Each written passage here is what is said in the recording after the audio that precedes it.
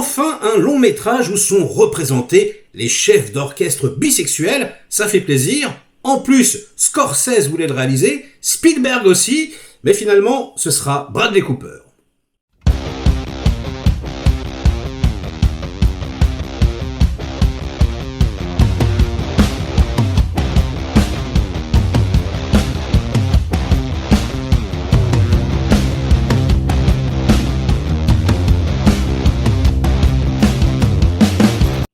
Salut les cinéphages, c'est Merej, et aujourd'hui, on revient sur Maestro, le nouveau biopic à Oscar made in Netflix, comme pouvait l'être Blonde l'année dernière par exemple. C'est réalisé, interprété et écrit par Bradley Cooper, que j'aime beaucoup, franchement, avec également Carey Mulligan dans les rôles principaux. Donc on va raconter l'histoire de Leonard Bernstein, le compositeur de West Side Story, légendaire aux États-Unis, un petit peu moins connu ici. Et le film commence sur le compositeur, le pianiste, le chef d'orchestre vieux, tout seul, endeuillé, un petit peu à la Citizen Kane, si vous voulez, quelque chose comme ça. C'est-à-dire qu'il y a 3 façons de filmer, il y a 3 formats différents, enfin, en tout cas des couleurs différentes, ça se fait beaucoup maintenant, c'est un peu vu et revu pour moi, mais bon. Donc on a une partie dans le présent, on va dire, même s'il est mort en 90, en 85, voilà, et filmé tout à fait sobrement, j'ai envie de vous dire.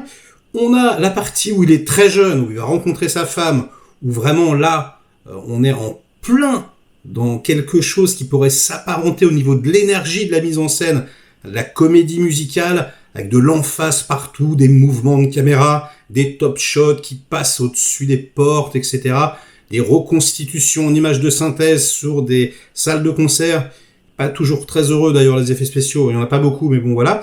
Mais je veux dire, dans cette partie-là, il met vraiment le paquet, ça fait un petit peu quand même, regardez, comme je suis un bon réalisateur, regardez comme je sais bien filmer, et d'ailleurs c'est pas arrangé par la maxime du début, je vais pas vous la spoiler parce qu'elle est intéressante, où en gros, tout de suite, il parle d'œuvres d'art. Et du coup, on comprend pas bien pourquoi il le met, et surtout, au regard du film ensuite, je trouve que ça tape un petit peu à côté, donc ça fait un petit peu prétentieux, mais bon, moi vous me connaissez, les gens prétentieux avec une caméra, ça me dérange pas, donc on va dire que c'est la partie formellement que j'ai préférée. C'est en 4/3, évidemment, et puis, plop, on va passer en couleur ensuite, dans une deuxième partie. D'ailleurs, la transition est très bonne, très intéressante. Voilà, et là, ça va être un petit peu plus traditionnel au niveau de la réalisation. On sent qu'il a adapté un peu comme 3 mouvements musicaux, comme ça.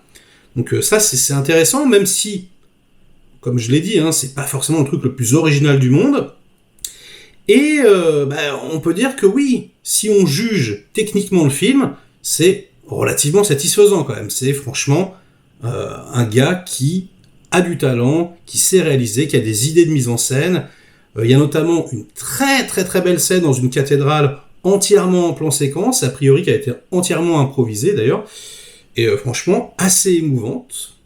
Voilà. Mais en dehors de ça, les petits amis, c'est l'ennui.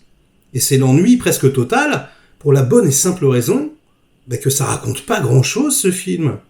Et je suis désolé de le dire, moi, personnellement, je connais pas du tout sa vie, j'aurais voulu en savoir plus, j'aurais voulu, justement, pour un compositeur de talent, rentrer dans le processus créatif.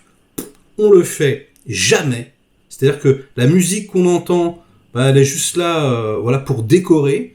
Il réutilise la musique de West Side Story, sans aucune cohérence, tu sais pas pourquoi, juste parce que c'est peut-être la musique la plus célèbre, qui fonctionne pas du tout sur les images.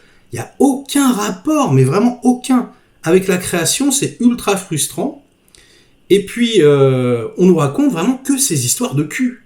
C'est quand même incroyable. Alors, il est bisexuel, sa femme le sait depuis le début, et waouh, quoi, et même ça, c'est pas vraiment développé, quoi. Il y a Matt Boomer qui vient, j'adore ce comédien, il disparaît comme ça, on sait pas trop pourquoi. Il y a pas vraiment de péripéties. Le couple, en tant que tel, c'est pareil, quoi, c'est pas très difficile. À un moment donné, elle est un peu jalouse, voilà, bon. Et puis, il va se passer quelque chose, mais bon, qu'on a déjà vu 1000 fois, c'est juste à la fin du film, c'est pas pareil, c'est pas très intéressant. Enfin, franchement, je me suis ennuyé, quoi, vraiment. J'avais envie qu'il se passe des choses, et finalement, c'était vraiment le calme plat. Alors ouais, c'est assez beau. Oui, elle joue très bien. Lui, c'est plus discutable. Les maquillages sont très bien faits, il est vieilli, etc. Je crois qu'on lui a rajouté des prothèses pour faire de grosses oreilles, un gros nez. Alors ça, c'est pareil, parce qu'il est juif. Alors les gens se sont fait « Oh là là, quoi? Vous mettez un gros nez, des grosses oreilles ?» Non, c'est juste pour ressembler au mec d'origine. Enfin, bref. Ce qui est pas super pertinent en plus, parce que bon, on le connaît pas vraiment. Enfin, pourquoi essayer de coller le plus à la réalité? Moi, je sais pas, j'ai pas été transcendé du tout. Je trouve que ça se voit un tout petit peu dans les yeux.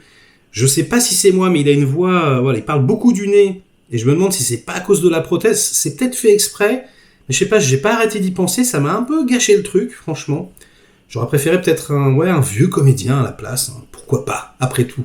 On faisait ça avant et parfois ça marchait très très bien. Le film souffre beaucoup de la comparaison avec Tar, je trouve. Parce que Cate Blanchett, dans le rôle de la chef d'orchestre, elle défonçait le truc. Elle était possédée littéralement, mais vraiment on avait l'impression qu'elle le faisait. D'ailleurs, dans Tar, Leonard Bernstein, je crois que c'est son mentor, elle s'est inspirée de lui. Donc c'est assez marrant, il y a une sorte de relation entre les deux films. Et elle était absolument extraordinaire. Là, Cooper, il fait le job, mais franchement, on ressent c'est l'acteur qu'on voit. On voit la performance, si vous voulez, et moi, j'aime pas tellement ça, quoi. C'est « Donnez-moi un Oscar, s'il vous plaît !» Il y a un truc comme ça, franchement. Alors que Cate Blanchett, c'était parfait. Et comparez les deux, vous verrez. Pour moi, il y en a une qui est extrêmement sincère, et lui, qui est bien, mais qui fait un peu artificiel. Donc finalement, c'est comme un soufflet, les petits-enfants. Ça promet des choses, surtout au début, et blablabla, ça se dégonfle petit à petit, et on s'ennuie fermement. Donc je suis dégoûté. Moi, j'avais adoré son premier film. Je m'attendais à quelque chose d'assez émouvant. Et finalement, c'est un peu de l'esbrouf. Et je suis très déçu. Donc on en parlera dans les commentaires. J'ai vu qu'il y avait de très bonnes critiques, de très mauvaises également. C'est assez mitigé. Donc choisissez votre camp. C'est à vous de jouer. Et sur ces bonnes paroles, ce sera la fin de cette vidéo. Likez-la si elle vous a plu, diverti un minimum. Délikez-la sinon. Inondez-moi de commentaires comme d'habitude pour faire marcher le petit robot YouTube. Et nous, on se retrouve très vite pour de prochaines aventures. Ciao!